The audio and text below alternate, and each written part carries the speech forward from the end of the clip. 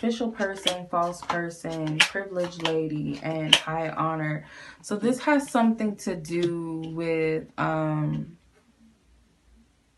could be police officers, could be the government or something like that.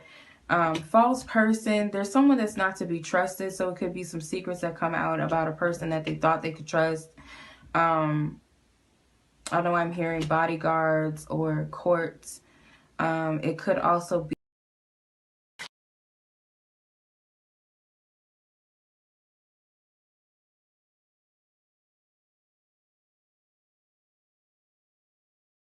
I guess, something with modeling or fashion. So it's one of these people could be a model or a male model or something. More fashion gigs or something like that. I guess something with business, with clothing line, like, or fashion deals or whatever. Modeling deals. Could be a male Sagittarius, like I said, but it can also be women working on some sort of fashion deals or something like that. Business.